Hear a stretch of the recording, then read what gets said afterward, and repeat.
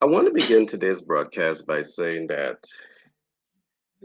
when you're into business, it is absolutely necessary to be able to manage risk.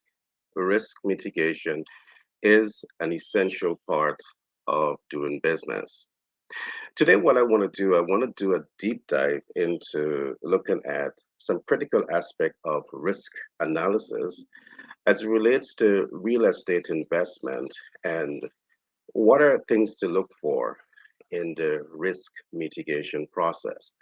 Of course, today we will do a high level overview and we will be assessing risk from different angles. For example, we will look at risk associated with the real estate portfolio itself and risk associated with capital access, capital leverage, and debt mitigation. So let's get the ball rolling today. Now, in case you are joining this program for the first time or viewing this program for the first time, I want to encourage you to like, subscribe, and share. All right, so you will be the first to know when we are on air with these broadcasts. This program comes to you with the kind compliments of Pitch Deck, Global Capital Inc., and 10X B&M LLC out of New York. Our ultimate vision is to provide you, the investor, provide you, the consumer, with critical information that allows you to be a little bit more educated, a little bit more informed as to how you go about the investment process. So, today I want to talk about real estate investment and risk mitigation. There are multiple moving parts to real estate investment. And the reality is that there are risks lurking all over this process. When you really take the time to understand real estates, the moving parts, it will be much easier for you to see some of those risks associated with real estate investment. Now, what I will do, I will identify some of those moving parts and I will do a deep dive into one of them, and then I will do the risk mitigation analysis. Now, some of the moving parts that is necessary for you to consider when you're getting into the space of real estate investment, you need to look at things like appraisal. You need to recognize that the appraisal is not the beginning and the end. You need to think about the 10, 20% equity that you need to get into this investment as part of your personal pool or equity into that investment portfolio. Now, yes, that is subjective depending if you're going through traditional commercial banks or if you go using FHA. FHA may have a different window or a different access point of a different setup that it allows you to access the capital by simply fronting between 3.5% and 5%, which is perhaps about 15% lower than the traditional bank. These are things that you need to know if you get it into these particular space as a private individual now tapping into this space, or perhaps even as an investor, because these are different avenues that you can use to leverage. But let's think a little deeper here. Let's go a little deeper here. The appraisal process is absolutely necessary. All right. There are a lot of risks lurking in the dark right here. Now, it's not enough to just focus on the things that I've talked about, because what I'm seeing is that there are many persons, I get many calls from persons who simply save up the percentage, the equity that they need to make their first purchase, but they didn't think about things like attorney fee. That is necessary. All right. There are risks lurking here because if you sign off on a deal, perhaps you put your 10 or 20% up front and then you approach the bank, but you didn't have the proper legal representation to point you in the right direction, you can lose that money. All right. Later on, I'll get into all of that. How about inspection fee? Failing to do the inspection fee, there are risks lurking in the dark right here. And the last thing that you want to do is to leave yourself exposed to risk. So you need to understand how to mitigate this. So you need to make preparation for this. There's also what we call the underwriting, or you need to ensure that you have a budget for underwriting, which is absolutely necessary. There's also the origination. So, investing in real estate, you need to take the time to understand these moving parts and to be able to, from the get go, recognize risk and where those risks are lurking. All right. Now, there are many other moving parts. Today, I just want to give you a brief overview, a high level overview of things that you should think about when you're getting into the real estate investment space. Now, let us go a little deeper, sink a little deeper into, let us do the Titanic into what we call the appraisal process. And today I want to talk about what we call the sales comparison analytics. Yes, there's a concept in the appraisal techniques that is best known, well known as the sales comparison analytics. Now, what exactly does this represent? Again, this represents many moving parts. And as a novice, a new person's getting into real estate investment, it is necessary to take the time to understand this because this can save you sleepless nights and stress when you have all the right information. Information is king, all right? Now, or queen. So, you don't have to feel left out of this. Now, let's focus on this in a very serious way. The sales comparison approach or analytics simply means that you're taking a number of factors into consideration. For example, you're looking at things like property type. You're looking at things like property use. And these are things that you need to really understand. And if you follow some of my previous broadcasts, you would understand why. All right. You're looking at things like the age of the building. You're looking at things like the size of the building, the conditions of the buildings. You're looking at things like, terms and conditions for the sale. You're looking at things like upgrade and enhancements. All of these things are necessary for you to look at. Now, and let's go into this just a little bit. And I keep saying this. As a real estate investor, you want to make money when you make the purchase. You want to buy not because it's cheap. You want to buy because it makes a whole lot of sense. All right, a whole lot of sense. But you don't know if it makes a whole lot of sense unless you understand these critical issues that is being discussed today. All right, so you need to take the time to get some skin in the game to understand all of this, or you need to get a subject matter expert on your side to help you mitigate this entire process, depending on where you are in the world. All right. So the property type and the property use are important to look at. Now, in terms of the property use, and I'm going to be brief here, let us suppose that someone is doing the appraisal, but you're in a residential community.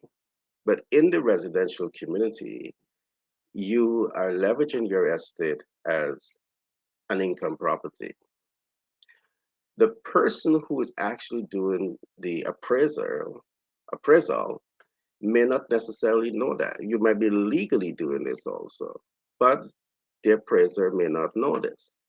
So guess what happens here?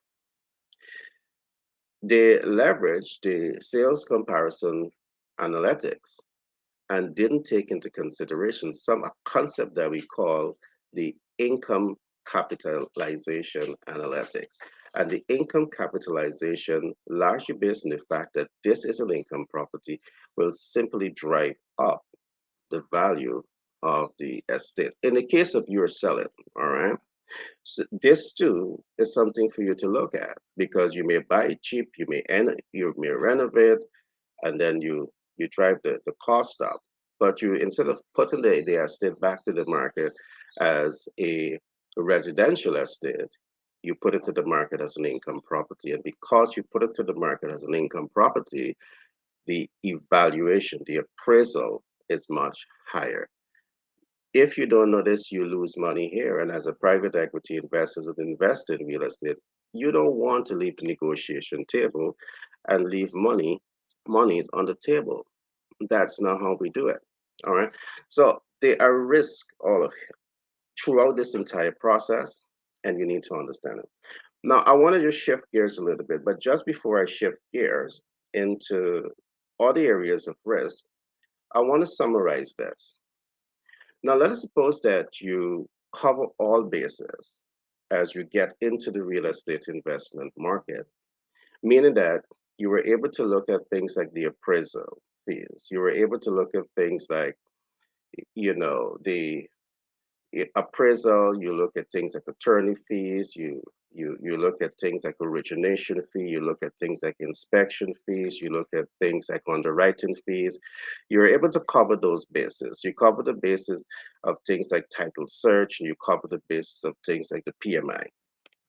Now let's say you cover all of this and you're safe. You're safe in the zone here because you cover this. You minimize the risk here. Are there risks that still exist in the real estate investment process? Yes, there is. Yes, there is. So I'm going to shift this gear now to show you some other areas of risk. And this is what I want you to visualize. I want you to visualize that you are now moving to acquire an acre of land, all right, with estate on it. And the primary focus of acquiring this estate is to dismantle the existing estate and rebuild. The big question that you want to ask yourself here, and if you don't ask yourself these questions, you can be exposed to risk. For example, any attempt to acquire this estate, to develop this estate, is going to take you between, let us say, 12 to 18 months to fully develop the estate, depending on the size of, performing assets that you're going to be building out there. Now, as you take this into consideration, you want to ask yourself if which financial instruments is best for you. Now we have a multiple of this. You have debt, you have equity, you have credit. All right. Perhaps you need to also put in the mix smart capital leverage too. All right. We'll tell you about that later on. But all of these are the financial mix. Which is best for you? Now, taking into consideration what I would have said earlier, you are investing in the estate, you will dismantle the physical infrastructures on the estate, and you will build back from scratch because you want to build to appeal to a specific demographic, an affluent, community, foreign direct investment is coming in, is opening up, and you want to capitalize on this. Which financial portfolio or instrument is best for you? Some might want to say debt, but are you serious? Some might want to say credit. Are you serious? And now just let me explain some of this. When you attempt to take a debt instrument to put into a performing asset that has a delay cash flow gratification, let's call it that, meaning that it's not going to crash cash flow immediately. It's going to cash flow anytime after 12 to 18 months. There's a number of things for you to consider here. If your pocket is not deep, you got risk here, all painted all over this, and you need to be aware of this. Why am I saying this? Because when you take debt as a debt leverage, as a tool to leverage to acquire the estate, you're going to have monthly obligations. You will have to pay principal plus interest. All right? Principal plus interest. In a developed world, you may have more than this to look at. All right. You may have to have a special type of insurance to go alongside these investment portfolio. Now, principal of an interest is a monthly debt obligation. And if you're not seeing this as as a risk and you don't have deep pocket, believe me, it is a risk. So these are things that you need to think ahead, see beyond the problems, and be able to take the kind of action that helps to mitigate the entire investment portfolio. Because the last thing that you want to do is that you do all the due diligence on one side, And that's to ensure that you have the equity necessary to start the process. You do the appraisal, you have the attorney fee, you have the underwriting fee. You have all of these systems all set up. You cover the bases. You did a big thumbs up in all of these different areas. But guess what? You didn't do the financial leverage mitigation. So here is where you need to really stop to really ask yourself if a particular financial instrument is good for you or you need a financial mix. To take debt on this entire portfolio alone is not a smart investment decision unless your pocket is very, very deep. And if even your pocket is very deep, my friend, what we at Pitch Deck 101, Global Capital Inc., 10X B&M LLC out of New York, know about financial leverage, financial instrument is not the smartest things to do. When you take a debt, you want to know that you can cash flow that debt within the shortest possible time. And 12 to 18 months is not the shortest possible time. All right. So there are risks here. You're losing capital here. And the last thing that you want to do in business is to lose capital. You don't want to lose capital. So, which instrument might be better for you? Is it credit?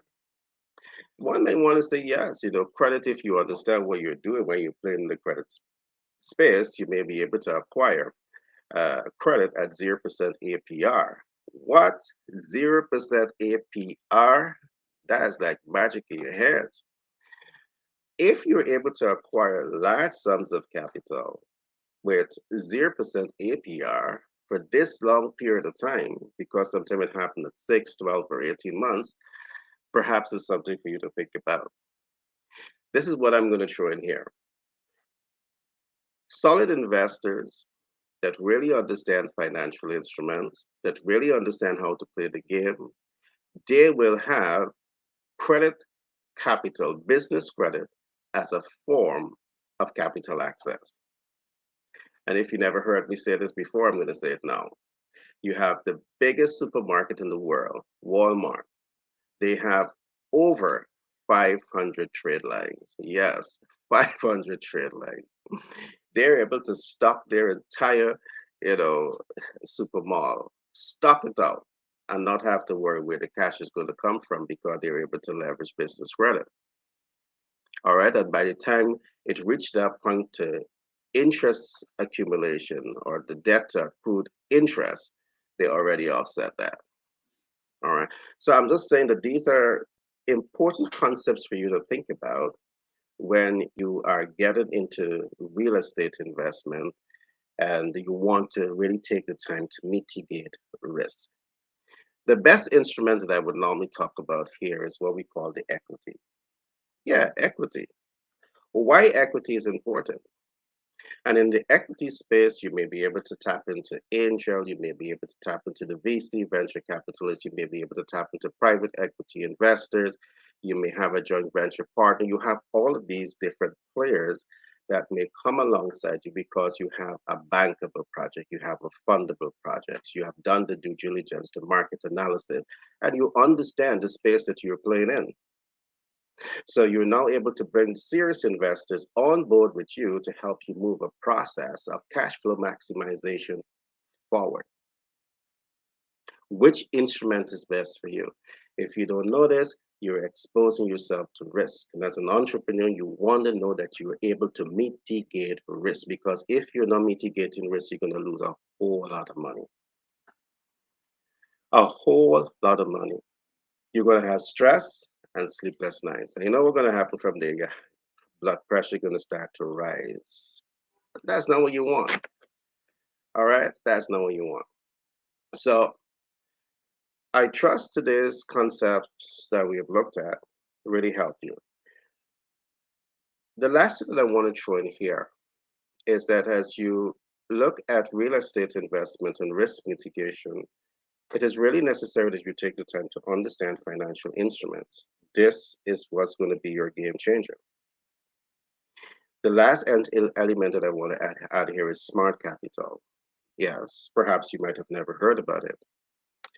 But The major difference with all of these instruments is that smart capital, once you raise those capital, they're your capital. So they're yours to leverage any way you want to leverage it. And I would want to believe that you leverage it as a instrument to mitigate the debt process, to mitigate the debt process.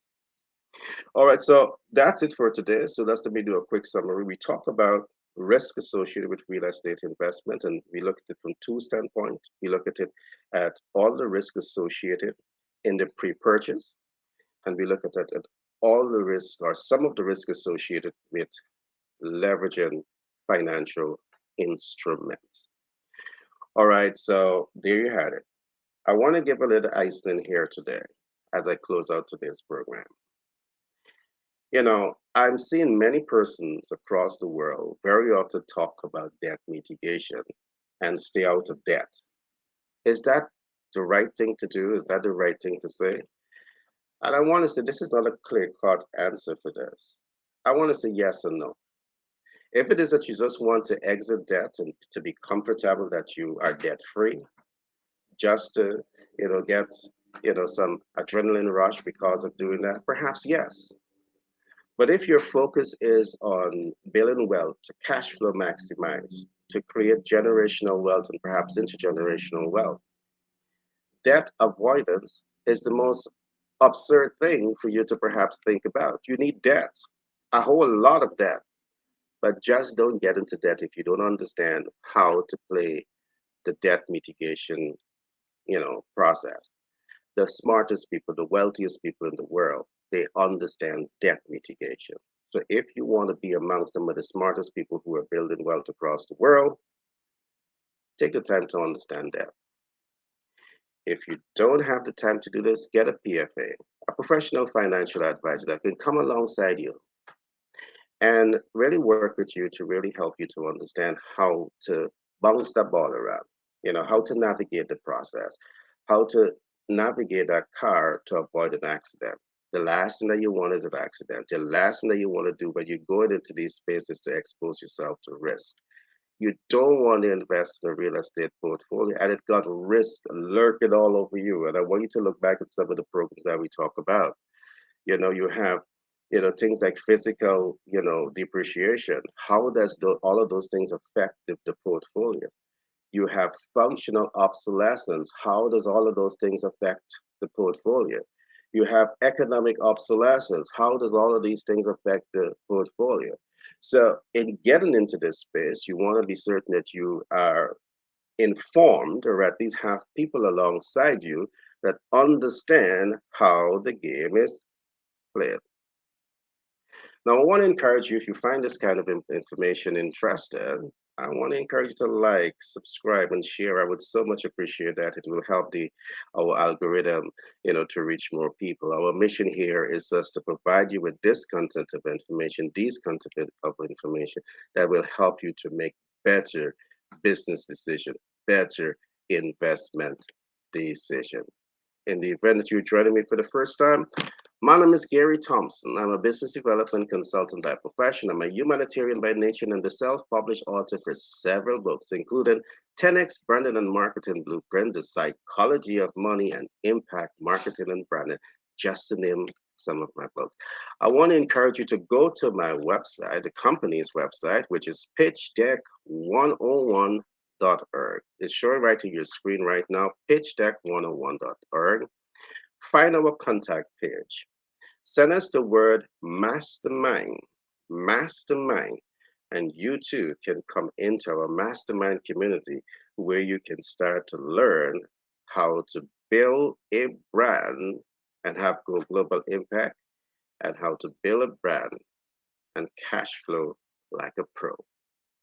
My name is Gary Thompson, and I wish you all the best for today's Monday and the rest of this week. We have a beautiful sunshine here in the Caribbean, and I wish this sunshine comes upon you, not only upon you, but in your heart, so you will smile for the rest of your life. Be blessed. See you soon.